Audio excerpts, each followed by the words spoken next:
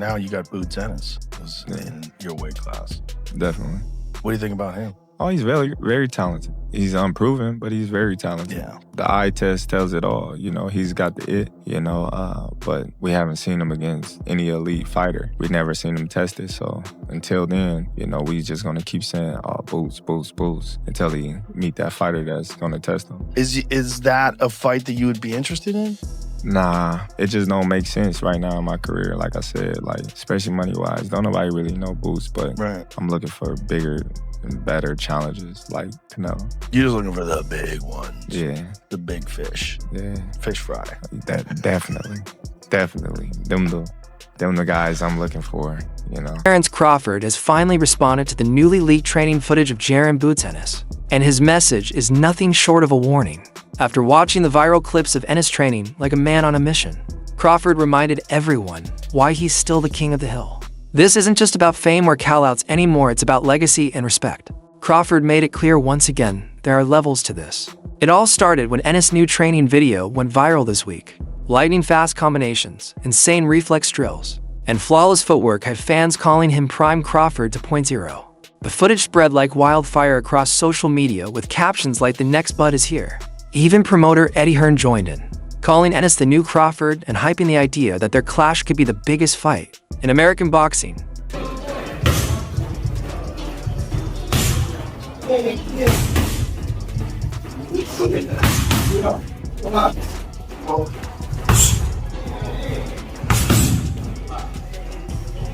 Crawford, who's usually calm and reserved, didn't stay quiet this time.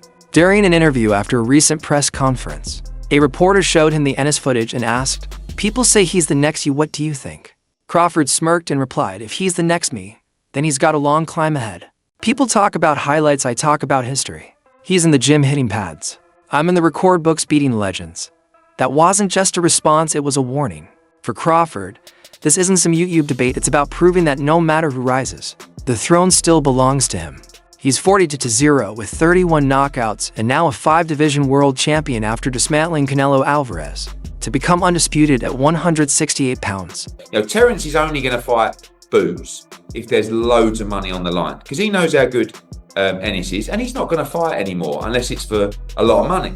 So we have to do what we say. We have to prove the quality of Ennis, and he has to earn his shot against Crawford. But that is the fight that I look at in 9 to 12 months' time, 3 fights down the line. And I think US fight fans are going to be crying out for that fight. Like, you imagine if we beat Lima on Saturday, we beat Ortiz, you know, we beat Fundora or Mursaliev or Zayas. Everyone will be calling for Ennis v Crawford. I think a lot of fans are crying for that now. They have been for years. Yeah. But the reality is we still need to, you know, it's not, I think everyone who, like I say, everybody that knows boxing. Yeah, boxing fans. One that knows how good Ennis is go, I mean, what a fight. That is unbelievable. But still, you've got to educate people that Ennis is as good as I say he is. Right? And you do that by beating the champion. So we've got work to do.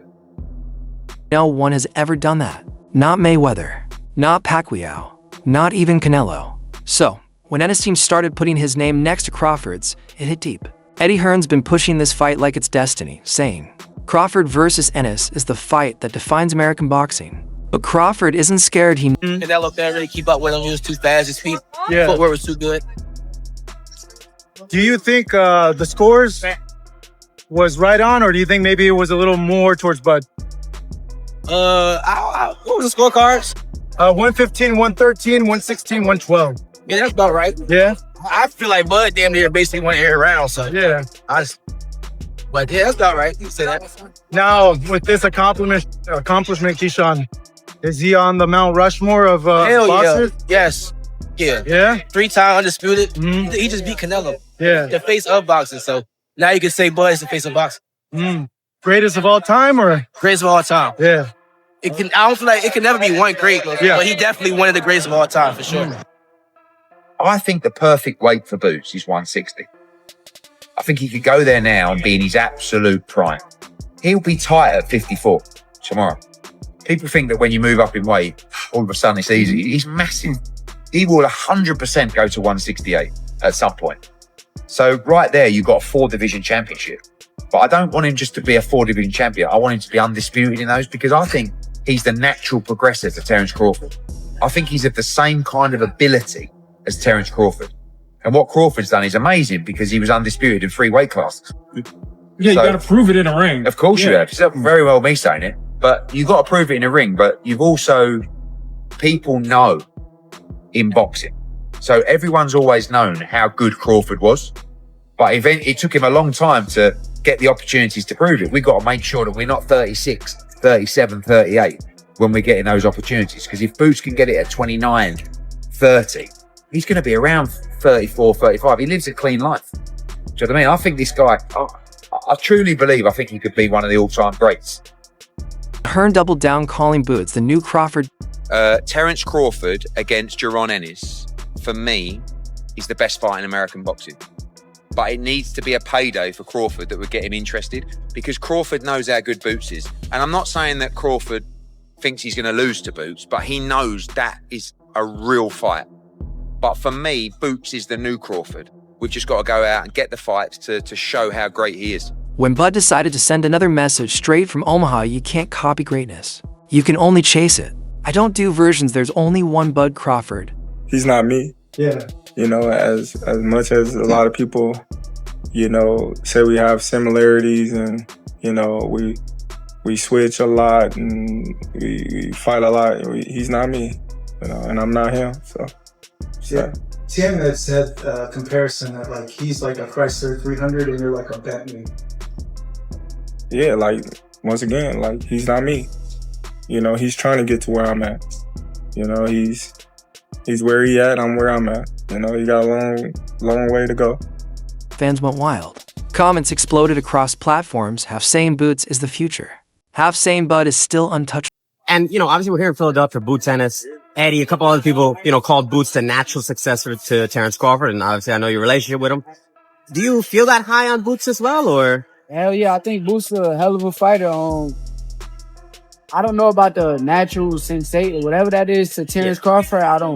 I think Boots is his own fighter, Terence is his own fighter. But I think they both hell of a fighters. I've been around Boots for years and he's the truth. And last one for me, I'll let you go. Obviously, everyone's talking about a potential fight, you and Teofimo. Is there any updates to that? I mean, is that something that you are looking towards? Yeah, that's the fight I want. So, ain't no updates. I don't speak business until the deal is done. So, nothing to talk about. World class Honda. What does he mean? Yeah, he said world class fighter. I guess he's trying to say if you're a world class fighter. Sign a contract.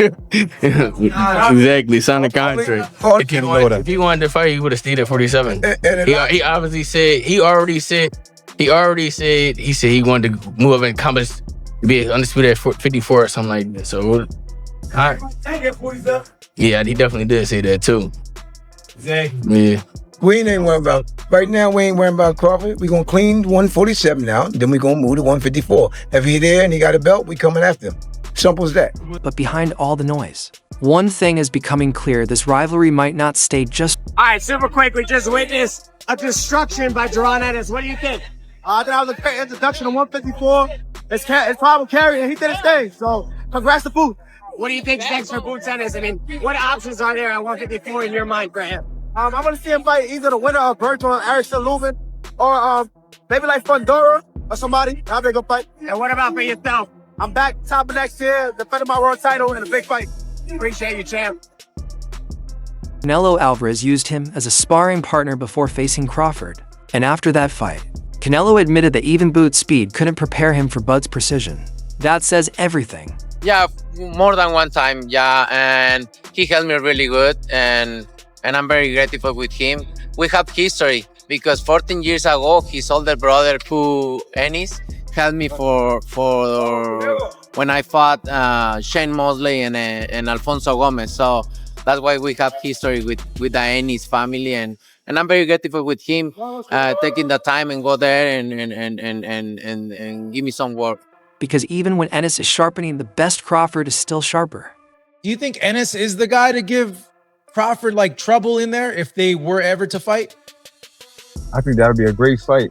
You know, the young hungry lion versus the legend. that would be a hell of a fight. Maybe 160. If it's a vacant title at 160, I think that they can make that happen for sure.